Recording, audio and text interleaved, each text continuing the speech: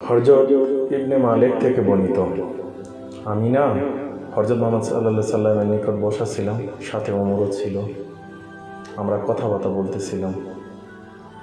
এমন সময় দরজায় এসে কে যেন ঠকঠক আওয়াজ দিল।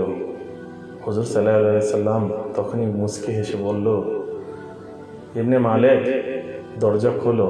দরজায় যে দাঁড়িয়ে আছে আল্লাহ তাআলা তাকে বিনা হিসাবে জান্নাত দান করবেন। তাই আমি তড়িঘড়ি করে দরজাটি খুললাম। খুলে তাকিয়ে দেখি ইবনে আনসারী দাঁড়িয়ে আছে। তার সারা শরীর ঘামে ভেজা, তার বগলে জুতা রাখা। সে আমাকে সালাম দিল। ঘরে এসে হযরত মুহাম্মদ সাল্লাল্লাহু আলাইহি সাল্লামের সাথে বসলো, কিছু নসিহত গ্রহণ করলো। আমি অপার দৃষ্টিতে তাকিয়ে রইলাম তার দিকে। ভাবলাম, এই গরিব আনসারীকে আল্লাহ তাআলা বিনা হিসাবে জান্নাত দান করবেন।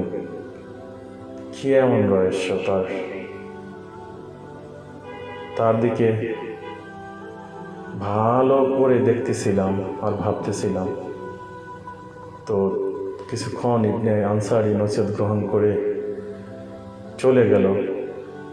পরের দিন একইভাবে ইবনে মালিক, হযরত ওমর বসা ছিল আমার সাথে। হুজুরের সাথে আমরা কথাবার্তা বলতেছিলাম। হুজুর একইভাবে আমাদেরকে বলে উঠল, দরজাটা খোলো। দরজায় যে দাঁড়িয়ে আছে সেই ব্যক্তি বিনা হিসাবে জান্নাতে যাবেন, আমার আল্লাহ তাকে জান্নাত দান করবেন। আমি তড়িঘড়ি করে দরজাটি খুলে দেখলাম একই ব্যক্তি ইবনে আনসারী দাঁড়িয়ে আছে। তার সারা শরীর পরিশ্রান্ত, ঘামে ভেজা, জুতা দুটি তার হাতের বগলে রেখে দাঁড়িয়ে আছে। আমাকে দেখে হাসি দিয়ে সালাম দিল। ঘরে গিয়ে হযরত মুহাম্মদ সাল্লাল্লাহু আলাইহি সাল্লামের পাশে বসলো, ওনার কিছু নসিহত গ্রহণ করলো, চলে গেল। তখন না আমি অনেক চিন্তা ভাবনায় পড়ে গেলাম। এই গরিব আনসারী কি এমন আমল করে, কি এমন তার গুণ, যে গুণের কারণে হুজুর সাল্লাল্লাহু আলাইহি সাল্লাম বলে ফেলল আমার আল্লাহ তাকে বিনা হিসাবে জান্নাত দান করবেন। তো এটা না আমার বিবেককে নাড়া দিয়ে ফেলল। ভাবতে থাকলাম আমি, কি এমন রহস্য।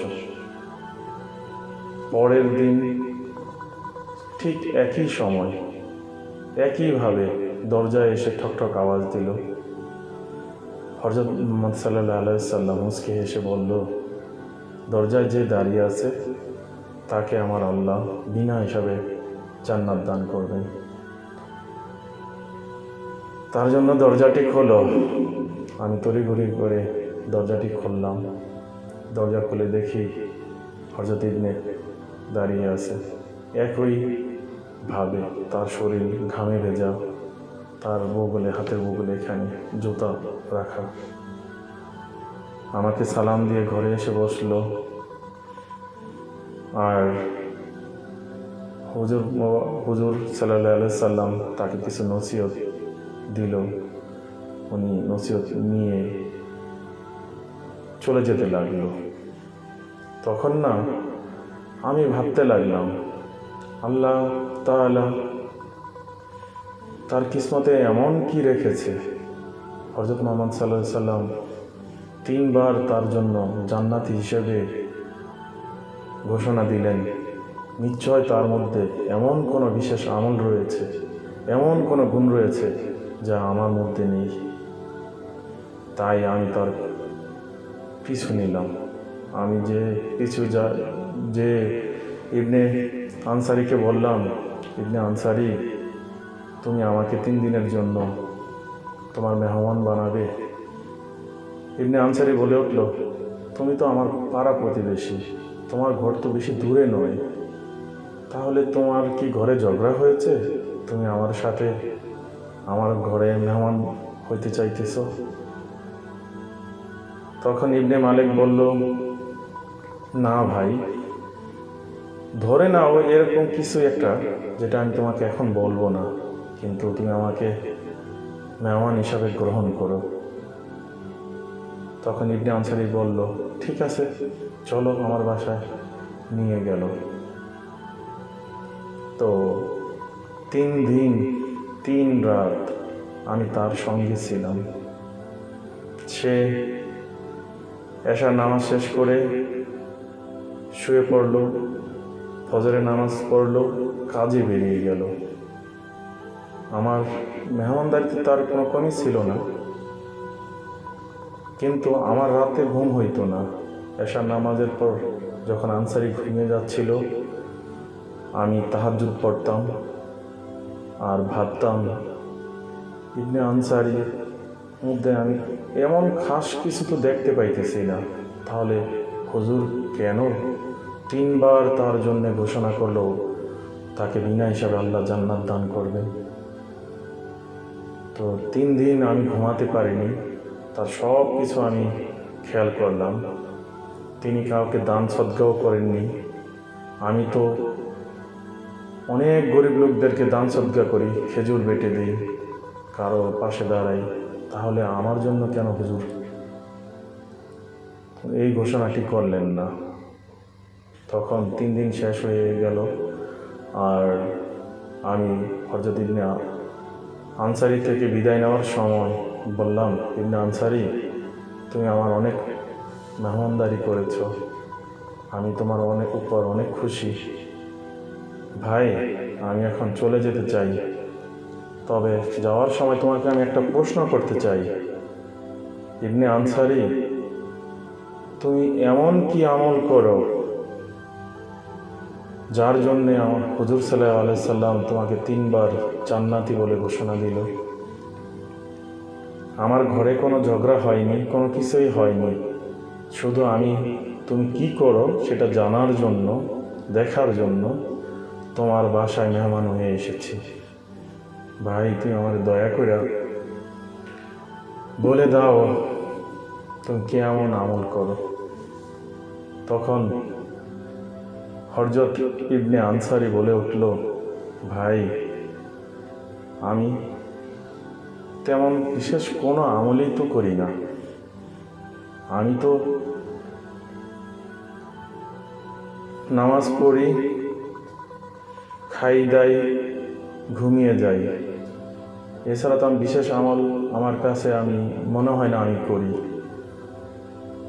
আমার কাছে মনে হয় সারা পৃথিবীতে যত মানুষ আছে সবার চাইতে আমি দুর্বল, আমি গরিব, আমি তাদের চাইতে নিকৃষ্ট। তো সকালবেলা ঘুম থেকে যখন আমি উঠি, আমি আমার তহবিলে কি আছে সেটা আমি দেখি না, আমি সারাদিন কি খাবো সেটা নিয়ে ভাবি না, সবার জন্য আমি দোয়া করি। মনের মধ্যে এই ভাবনা থাকে সমস্ত মানুষের যেন ভালো থাকে, ভালো কিছু করে তারা সুখে শান্তিতে থাকতে পারে, এটাই আমি ভাবি। আমি চলে যাই আমার কাজে, সারাদিন পরিশ্রম করি, 2টা রুটির ব্যবস্থা হলেই আমি ঘরে চলে আসি। 2টা রুটি খেয়ে আলহামদুলিল্লাহ বলে এশারের নামাজ পড়ে শুয়ে পড়ি। তবে মনের মধ্যে যখন আমি ঘুমাই, আমি আমার এই অন্তর আত্মার দিকে দৃষ্টি দিয়ে দেখি আমি তো আজকে কারো ক্ষতি করি নাই, আমি তো কারো লোকসান করি নাই, কারো ধন সম্পদ মেরে খাই নাই। যখন আমার এই অন্তরাত্মার দিকে যখন আমি খেয়াল করে দেখি যে না, আমি এটা করি নাই, তখন আল্লাহর কাছে আমি গভীরভাবে একটা নিঃশ্বাস ছেড়ে বলি, আলহামদুলিল্লাহ, তুমি আল্লাহ আমাকে হালাল রুটি খাইতে তৌফিক দিয়েছ, আমি খেয়েছি, আলহামদুলিল্লাহ। এটা বলে আমি ঘুমাই যাই।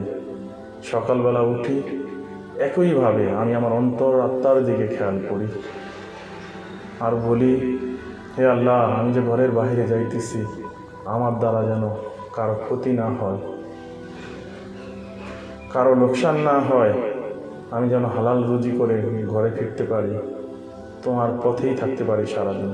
এই অন্তরাত্মার দিকে দৃষ্টি দিয়ে আমি ঘরের বাইরে হয়ে যাই, আলহামদুলিল্লাহ বলে বিসমিল্লাহ বলে শুরু করি কাজ। এছাড়া তো আমার আর কোনো বিশেষ আমল আর কিছুই নাই। আমি তো মনে করি ইবনে মালিক, এই মুহূর্তে যে তুমি আমার কাছে দাঁড়িয়ে আছো, আমার থেকে তুমি অনেক ঊর্ধ্বে। আমি তো একটা ছোট্ট বান্দা মাত্র আল্লাহর, তুমি তো অনেক পরোপকারী। 5 ওয়াক্ত নামাজ পড়ো, তাহাজ্জুদের নামাজ পড়ো, মানুষের কল্যাণে নিয়োজিত।